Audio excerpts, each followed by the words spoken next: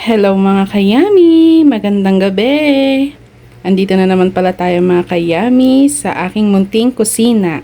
At ako pala ngayon magluluto mga kayami ng isang kapangpangan dish. At yun ay ang sepo egg. Ayan. Yung mga ingredients pala nun mga kayami ay mixed vegetable, yung ating evap milk, ito yung evap milk at saka yung ating all-purpose cream, yung ating ham or luncheon meat, at saka lalagyan ko rin siya ng mushroom, at syempre yung ating butter, yung garlic at saka yung onion, at syempre yung ating egg. Dapat talaga mga yummy ay ang ilalagay nating egg dyan ay quail egg, kaso dahil wala nga akong ganun, kaya yung itlog na lang ng manok. Ayan. Ilalaga nyo lang siya mga kayami. At ayan na mga kayami, sisimulan nating magluto. At yan na pala mga kayami, sinalang ko na yung ating pan. At mainit na siya mga kayami, kaya ilalagay na natin yung butter.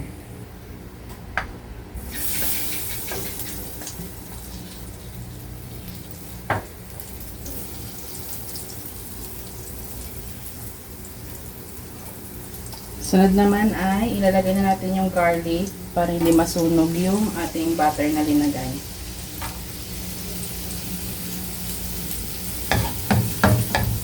I-mix lang natin siya hanggang sa lumabas yung aroma ng garlic at mag-golden brown siya. Ayan, at isunod na rin natin yung ating onion.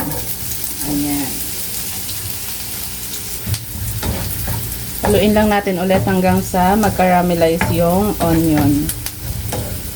At ayan, okay na siya. Next naman natin ay ilagay na natin yung ating ham.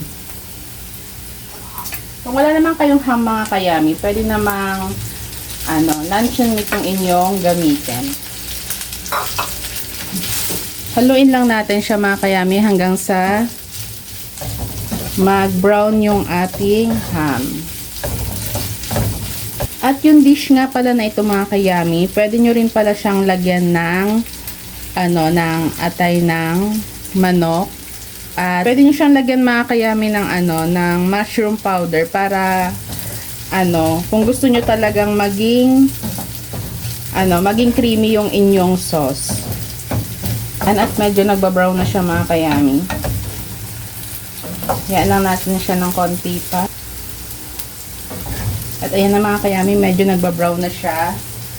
Sunod naman natin ilagay yung ating mushroom. Napakabilis nang ito lutuin mga kayami.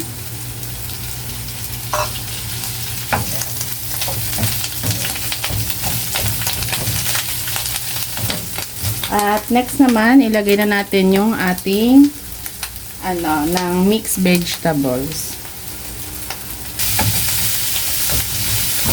Ayan, at haluin lang natin siya ng maayos hanggang sa mag-combine na sila. At takpan lang natin muna ito mga kayami.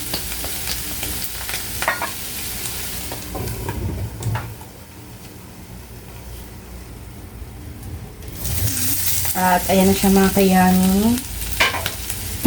Check natin siya at haluin. At pag ganyan na siya mga kayami, pwede na natin ilagay yung ating evap milk. Kahit anong brand mga kayami, okay lang. Yung maliit lang pala yung aking ilalagay mga kayami dahil konti lang naman ito. Ayan. At bumango na siya mga kayami. Haluin lang natin siya. At sunod naman, ay ilagay na natin yung ating all-purpose cream. At kahit anong brand lang din mga kayami, okay lang din yan. Ayan. At napakabango niya na mga kayami. Ayan. At i-mix lang natin siya. At pag gusto nyo pa talaga maging thick yung inyong sauce mga kayami, pwede nyo siyang lagyan nga ng mushroom powder. At syempre, mas dagdag lasa din yan mga kayami. Ayan, at ngayon, titimpla na natin siya mga kayami. Lagyan na natin siya ng cubes. At syempre, lalagyan na natin siya ng paminta at asin.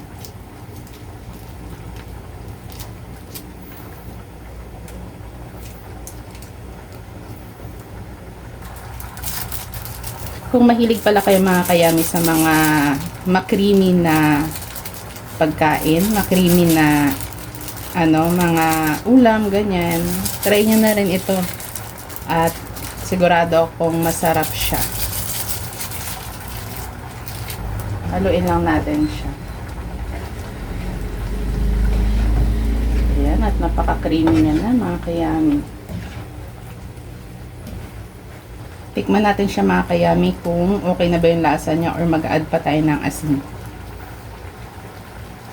Nilagyan ko lang siya ng konting tubig mga kayami. Dahil napaka-creamy niya masyado. Lalagyan ko siya ng konting asin.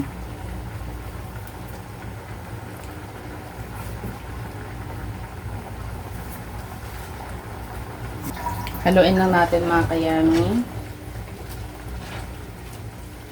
Ayan, at napaka-creamy niya mga kayami. Sigurado mas ma-creamy pa yan kapag linagyan niyo siya ng mushroom powder. Tikman ko lang siya ulit mga kayami kung okay na yung kanyang lasa. Okay na siya mga kayami.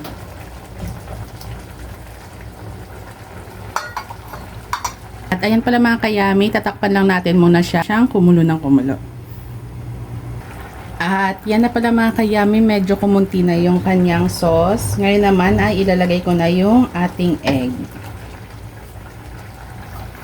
Hiniwa ko pala mga kayami yung egg. Ayan.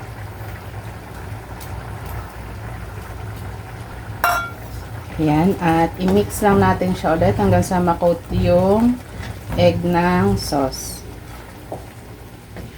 Ayan, at mas lalo naging creamy yung ating sauce dahil linagyan natin ng egg.